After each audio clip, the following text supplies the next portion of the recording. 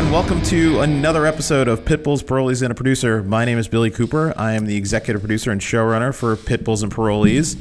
I am joined by Miss Tia Torres, the owner-operator of Vila West Rescue Center and lead talent on the show, Pitbulls and Parolees. Hey, Tia. Talent?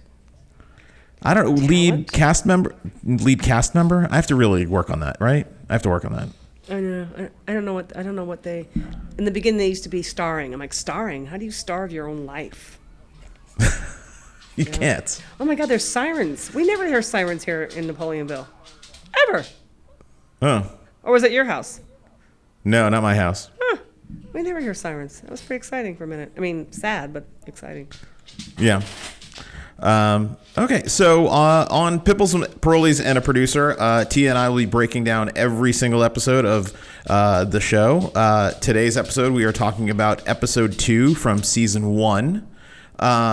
And we will go through our usual categories. Everybody at home that's listening, wherever you are, if you have anything, please add your comments in the comments section below where you found this podcast. Also, if you have anything specifics regarding an episode for a future podcast, please let us know. Just please, when you do comment to us, indicate the season number and the episode number so we can hold on to that question whenever we get to it. So when you want to know about season 5, episode 12, we'll get there. It may be a little while, but we'll get there. I'm glad you're keeping track. Okay. Oof. I know. All right. So let's start today's episode with the episode description as listed in the TV guide from way back when. I'm laughing because Barney's in the background scratching. Okay, so after waiting a year and a half in jail, Tia's husband AJ finally gets his day in court. Will Tia and AJ be able to get AJ's bail reduced and bring him home? Additionally, parolee Jake is assigned to a difficult adoption case that features a group of Renaissance fair pirates looking for a new member for their horde. Finally, Tia comes face to face with the ugly abuses suffered upon pitbulls in a heartbreaking rescue. What was that? That was the TV guide description? That was the TV guide description, and actually there was a typo in it. So hopefully they fixed it when it got into the TV guide. There's yeah. It is the first time I've ever heard the term horde used in a That's why I TV did. guide. Yeah, I kind of went. I description. kind of went. I don't like that. Yeah. Okay, so let's do some episode stats. The title of the episode was called Redemption. I remember that. Yeah. Originally, the episode aired in November 6th of 2009. And from what I understand, the filming for this episode was like early spring, late winter, like 2009. Does that sound about right to you? I have no clue. I don't remember that. I don't remember. You don't remember the dates of AJ's hearings? Yeah, okay. No. Yeah. Yeah. All right. So let's jump into your memories of this time and making this particular of starring in this episode. Your memories of starring in your life of this episode. Obviously, what stands, what do you remember most about this time? It was AJ, right? It was all the hell we were going through with AJ. Yeah. Yeah. People don't realize, behind the scenes, it consumed our life. Right. In a negative way. And so how hard of a decision was it? Was there a conversation about featuring AJ's case on the show? Was there? Yeah. And how was that? We were trying to decide if going public with it would help his case because there were things going on that were so insane that even I am very pro law enforcement, pro cop, pro judicial system, when I saw what was going on, I said, wait, this is fake, right? Like this is a joke. Someone's going to say, oh, kidding. So at one point we're like, maybe we should start putting this on the show. But then we have to think, is it going to backfire? Because there's a chance it'll backfire. So we took a chance and filmed his hearings. Do you think ultimately having the cameras hurt his case? Helped his case? It did. No, it didn't matter. It didn't matter. It was the stuff that went on was insane. Like I just, you know, just getting bounced around from courtroom to courtroom. And I remember that one day, I forgot how many. Yeah. I think we switched to like. They didn't even show everything on the show. I think we went through like 4 judges. We got switched to like 4. I was like, wait, who does that? I mean, even watching the show back, you know, and getting ready for today's podcast, you know, watching the show back, that moment, that whole section of the kangaroo court, so to speak, jumping around from courtroom to courtroom, judge to judge, it's a yell at the TV moment. I mean, you as the person watching at home going, what are you guys doing? What that? Like, it's just like, why? Well, and you guys were just trying to get his bail reduced. Yeah, all we were there for a bail hearing, and they kept moving us around to different courtrooms, different judges, and we were like on our 4th judge for the day. Yep. And is Barney destroying something? I hear. I don't know. Is he? What are you doing? I heard like crunching going on. Barney has a paper fetish. Oh. Oh, well then you can chew on that. That's fine. Okay. Stupid. He's like, what do I do? But the real moment where we just went, wait, what? Was what we showed on the show was when they brought a judge in and AJ's attorney turned around, looked back at me, goes, is it my imagination? Or does this judge look a lot like the prosecutor? I'm like, I know, right?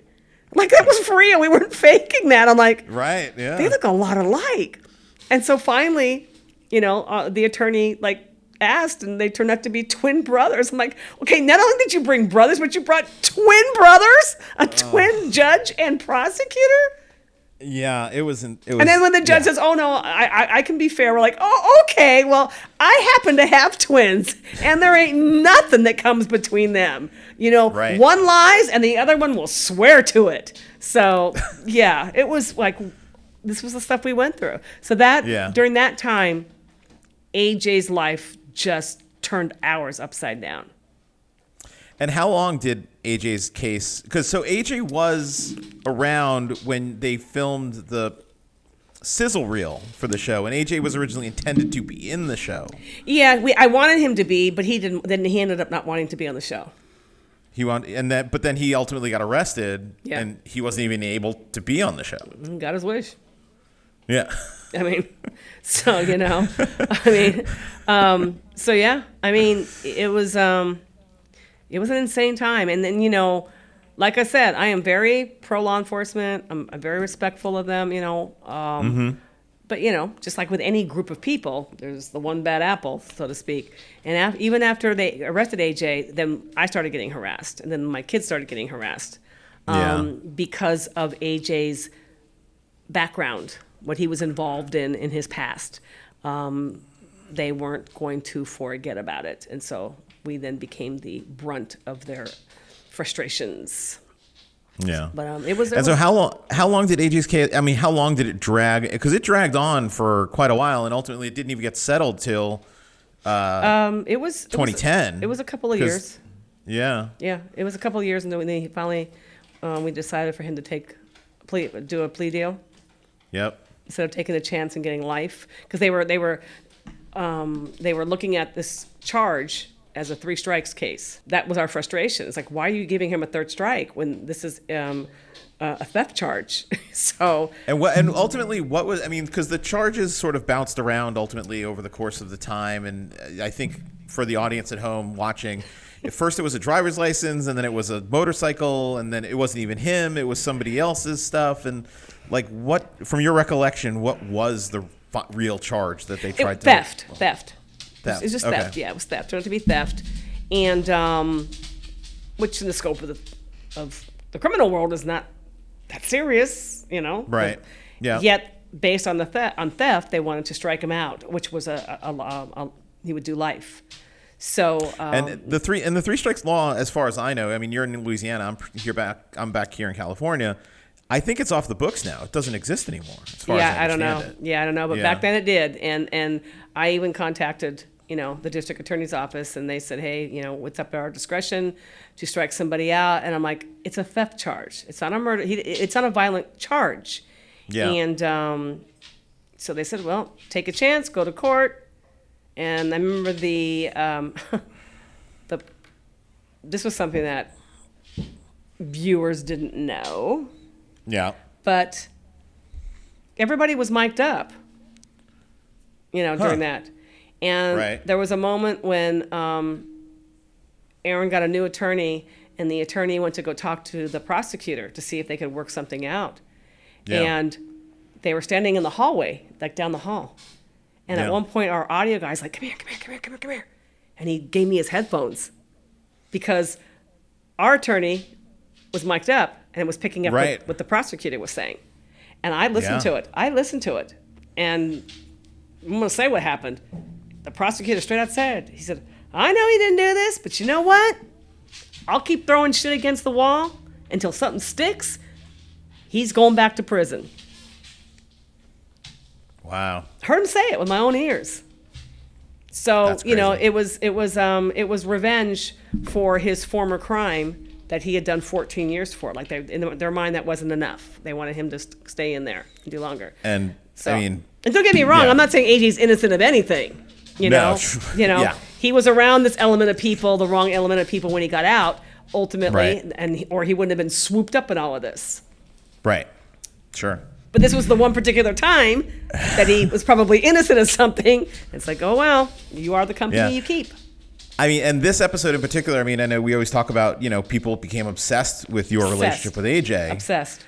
This is probably the episode that has the most showtime or FaceTime for AJ in the show. And it's probably all in maybe 6 minutes. Right. It's not very much. And that 6 minutes, it became the number one question for the rest of my life. I mean, every meet and greet I did, every interview I did, the first question was always, what's going on with AJ? Like, how many dogs did you adopt out this year? Right. But it never. Or how can I give you a donation? Yeah. But they always wanted to know about him. Right. And I was like, wow. And then it was like, he was all over your show. I'm like, no, he was in like one episode. Right. So. I mean, why do you think? I mean, do you think people were fascinated because it was so far removed from their life? Like so few people probably know someone who probably went through what you and AJ went through. No. I think it's just human nature to want to know about people's personal lives. Yeah. And that's what I think it was all about. Right. They just want to know about my personal relationship. So, hung in there long enough, and then finally, I just said, no, this ain't happening anymore. And got divorced. And because I'm a glutton for punishment,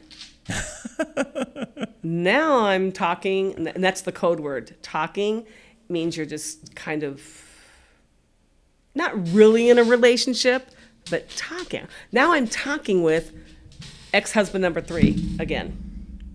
Well, that's a whole other podcast, which is actually we're going to be producing on this podcast network.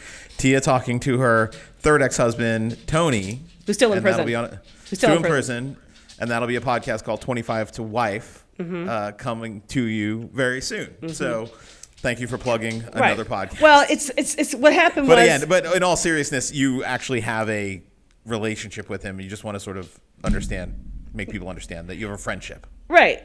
I divorced Tony. This is going to make me sound so trampy, but I don't care.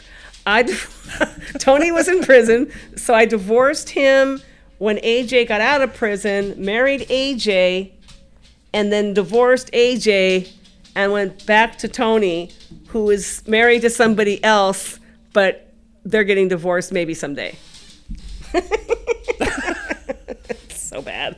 So I don't give a shit. That's that sounds like a show. Oh wait, we're working on that. I don't care. Oh wait, we're working on that. I don't care how bad it makes me sound. I don't give a shit.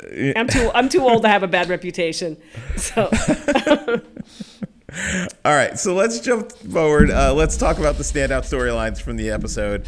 Like we said previously in the podcast we did for the pilot, the way we made the show back in the day, back in this first season, it was way different than the show everyone's familiar with, where we have our 3 stories. This one had multiple stories, so I will rattle through them, and Tia, obviously, you can tell me which one you think is the most standout, but I think I know the answer anyway. Okay, so we obviously spent a lot of time talking about AJ's case. We met AJ, talked about the 3 strikes. The multiple judge kangaroo court was a big part of the episode. This episode, we actually get introduced to Jake. For everybody, remind everybody who Jake was. Jake was almost like one of my kids. His family's been around us for years. His mom used to work with me training dogs, so he grew up with my kids.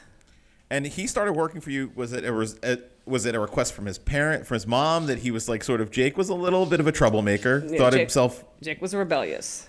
And so it was was the idea he comes to work for you and that would help sort of alleviate the rebellion? Okay. Yeah, sure. We then had the Pirate Fair, the Ren Fair adoption with Dave and Yvette. The dogs featured in that adoption, Pablo, Angie, and Uggy. Then the Gringa Rescue, which sadly turned out, not well. Right. And then you had a training client. So back in the day when the show started, you actually would have training clients come in. A dog named Ani. And you used your dog Lefty to sort of help Ani get out of, sort of deal with dogs in the street. Hold on, Barney. Speaking of training dogs, he's licking the dog food bags. Dude, you already ate today. Oh yeah, I call you and you run to Candace. Perfect. They're so well trained. I called him and he runs to Candace. Remind me again. Lefty was a pretty famous dog. Wasn't Lefty featured? What episode? Lefty was in. Was it Veronica Mars? Lefty did a lot. I used to train dogs for the film industry, so he was in Veronica Mars. He was in the Alpha Dog, which was a big movie, true story about a murder in San Fernando Valley. Was with Bruce Willis. Justin Timberlake was in that one. Olivia Wilde. So it was a big one, and so he was in that. Yeah. He's done some music videos. He's done a lot. Yeah. So knowing all of those storylines, and. I mean, before I jump forward, was training a big part of Villalobos' business? How you kept the doors open back in the day? Like, would you have training clients? Was it, or are you sort of few and far between? Before we had the show, yes. When I had time, yeah. Yeah. And so what? People would bring their dogs to you. Basically, what we saw, or was it you run classes? What was it really? It was mostly training classes in Los Angeles, at all the shelters. Yeah. And your training classes actually is what led people to find you. That led to the show, right? Pretty much. Yes. Yeah, it was one of my training students that said, what you do here is pretty cool. So he came up and filmed us and made like a little sizzle reel, kind of like a little YouTube. It is on YouTube, actually. Right. Yeah. Under a different name. Somebody's got to find that, though. Huh? I found it. You got to look hard to find it. Yeah. Okay, so let's pick your standout storyline. Which one was it? It was AJ. AJ. It just set the precedence for many years to come. It's funny. I actually have a different choice. Okay. I think it was Uggy. I think it was the pirate adoption. Yeah. Because for me, having gotten onto the show after the first season was mostly produced, that adoption I think sort of set the standard for how we ultimately produced adoptions going forward. With the it was the meet and greet where we met the family. They talked about, they had a dog that had passed, so it was sort of like we understood their need for wanting another dog. The fun training beat, with Mariah and Tanya dressing up in the pirate costumes, and then ultimately the home check. So for me, that's what it was. Like watching it back, I'm like, oh yeah, this is why we do the adoptions this way, kind of thing. Barney, come here.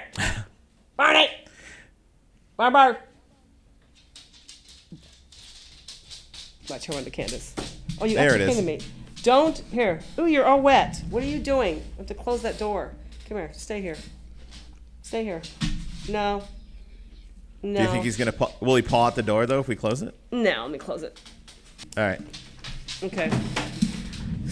Oh my God. Okay. So then, sort of a couple of firsts for this episode. Like I said earlier, this is our first traditional adoption, what I consider a traditional adoption, first formatted adoption. This also has Mariah's first scene in the show, blonde Mariah. She was in the pirate testing. So, So a couple of firsts. I mean, I think, the world, I feel like, is starting to open in terms of what the show could be. So, so here's an interesting one, our time machine moment. I mean, looking back on everything that you sort of experienced in this episode, is there anything you would jump in the DeLorean and go back and fix? Or do differently? For my life or for the show? For the show. Well, maybe both. Don't forget, you're the star of your life, the star of the show. Yeah, okay, yeah. And this is going to be an interesting one for you. For the show, I think having AJ's story in there, made it good. It just showed how, my life's involved around the prison world and people in prison. In real life, I regret that part of my life. Got it. Because it brought so much, and I'm not even discussing it here. It brought so much bad stuff to our life at the time. My life was very dark back then, which I didn't portray that on TV, but it was really bad. Really, I mean, how are you? I mean, that brings up an interesting question. I mean, how were you able to compartmentalize those two things? Like, I'm sure behind the scenes you were dealing with hell. But then camera crew shows up and it's like, okay, I gotta do this because we gotta feed the dogs, I gotta feed the kids, we gotta work, What you saw on TV was real. In other words, as much as I didn't want to get up, I have to go outside and take care of dogs.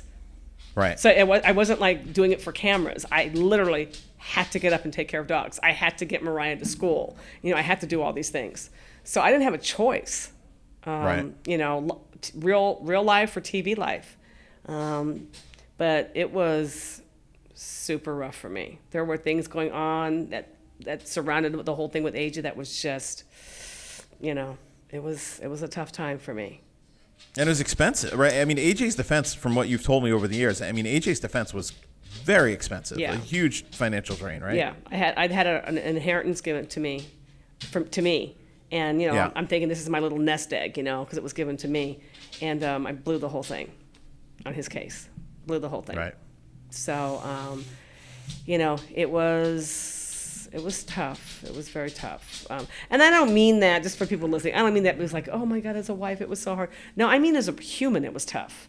Right. My kids just had a hard time getting, like I said, it was just, I'm not going to get into it. I can't get into it. It was just a really... Yeah, I mean, you also said over the years it turned you into a lawyer basically because AJ had a revolving door of attorneys as well. Yeah. And so you up late nights reading his case, paperwork and his case. Barney, stop eating the box. Oops, sorry, I didn't mean to hit the table. This dog. But yeah, I got very involved in his case. Right. And became an attorney / private investigator. And that's when things started to unfold as I'm getting involved in the case, looking at things, looking at evidence. And I'm like, wait a minute, this doesn't make sense. Just a quick example, what I was talking about without getting into all the details, they tried to say that he was at a gas station. This is part of it. He was accused of being in this theft ring. That was the whole thing, theft ring, okay? Yeah. And he was accused of using a stolen credit card at a gas station. Okay, and they had a surveillance video of him at a gas station. So I got to see it. Yeah. I got to see it. I got to compare it to the evidence. And it was and then they had the receipt. Well, they had it at a pump. Pumps have the numbers.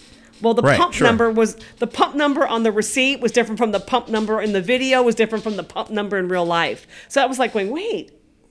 None of this matches. Wow. But the biggest thing was the receipt for the stolen credit card. It showed 0. I said, wait, 0? How do you use $0 to get gas? Right. Sure. $0. If you're stealing, if you have a car to get gas, you're going to use it to get gas. It said $0. So at the time, his attorney called in the head of loss prevention. What is it for? Whatever. Sure. The guys that handle theft. Yeah. And when the guy for that gas station company showed up and we let him see the receipt, he looked at it and he goes, this isn't from our gas station. I'm like, wait, what? And he's like, see that reference number? He goes, that's not our gas station. I'm like, okay, what's going on here? Yeah. Wow. So without going into more details, that's sure, kind of, sure. I'm like, oh my gosh. And so they wanted him back in. They wanted him back in. And I know it sounds like a movie, but it actually kind of was like a movie. And it just became exhausting. Yeah. Whoa. I mean, Jesus. Come on, dude. I'm trying to do something here. all right. So changing subjects. Let's talk a little bit about the Gringa rescue. Sad rescue. Dog under a house. Ultimately sick. Had cancer. Passes away and dies. I mean, this is again. Was it when the decision was made to start showing rescues on the show? The hope was obviously we'd see the turnaround like we did with Walter in the previous episode. Yeah, the happy ending. The happy ending. When it doesn't turn out that way, I mean, what are you telling the producers at this point? And I'm sure because the producers are like, well, hopefully everybody wants it to pull through because behind the scenes, we don't really know your life. We sort of, I think that's when the producers started to figure it out. Like, oh crap, this is real life. Like we don't get to manipulate anything. We don't get to script it all out. It's like, no, this is what happens. Like, take it or leave it. Yeah. All right. So that brings us to the MVP and P, your favorite category. Yeah. Right. So for my most valuable pit bulls, I got Uggy and I got Lefty. That's what I got. Yeah. I'd have to agree with that. But which one? Uggy or Lefty? Oh my God, this dog. Sorry, now he's eating a blanket. I don't know. You can't make me choose for dogs. It's not fair. It's not fair. I'm going to choose Uggy. Okay. I'm choosing Uggy. I'll pick for both of us. Yeah. Uggy. And then obviously nominees for most valuable person in the episode. I got Jake, I got AJ, and I got you. You got who? Jake, AJ, and who? You. You're unfortunately in this category. You're in it every time. So obviously. I mean, that's not much to pick from because I know what happened with Jake later. He got into some trouble. Yeah, he did. But I would say for this episode it would be Jake. Definitely not AJ. I'm actually going to give it to you. I got to give it to you. What you went through watching this episode back. What you went through to not reach across the table and want to choke out the DA after all of this stuff is it's insane. I mean, it was just crazy. It's so crazy to watch it back. I know. I've seen this episode, probably a dozen times over the years, and this one. But again, watching it for this, I was like, I was like, this really didn't happen this way. And like I said. If I heard somebody else tell the stories of what we went through with that court case, I would literally tell them, "You're freaking lying." And then when it's happening to me, I'm like, "This can't be happening. Is this for real? Is this for real? I was on when we were at that courthouse, that day when that happened. When they put the inmates in lockup downstairs. Right. So they can, transfer them back to the jail. So Aaron's in a cell downstairs, and I'm on the phone with him. He's calling from a payphone in his cell. Yeah. And all of a sudden I hear him go, "Oh, crap." I'm like, "What?" He goes, "Shit." And he goes, "The fire sprinkler came on in his cell." And I'm like, "What?" Okay. At one point, you know what? Watching the episode back, at one point, as the sort of episode progressed, his hair gets wet. It's slicked back. Well, in the later. He said, "Let me go. Let me hang up. I'll get let me deal with this." And so what I didn't know is these fire sprinklers. Some of them have stuff in them. It's not just water. It's stuff to put out fires. And so he ends up calling me back and he says, "Oh my God, I got this shit all over me, and the guards are all laughing at me." And I'm like, "Did they put the sprinklers on?" Or was it a malfunction? Right. Make a long story short, they ended up charging him for attempted escape. Wait to hear the story. They accused him of getting the fire sprinkler. I read it with my own eyes. I'm not making this up. They accused him of getting the fire sprinkler to come on so that the guards would have to take him out of the cell, and at that point he was going to try to escape. That's make a break for it. what they said. Wow. They tried to tack on an attempted escape. I'm like, and I'm reading this going, what? Like, I was on the phone with him when this happened. And at that point, you're just like, they're gunning for you, dude. They're not going to let you go. I mean, is it at that point though? Do you ever sort of like think to yourself like, talk about this? It's like, Tia, let it go. Just like, is there a part in the back of your head? You're like, all right, enough of this shit.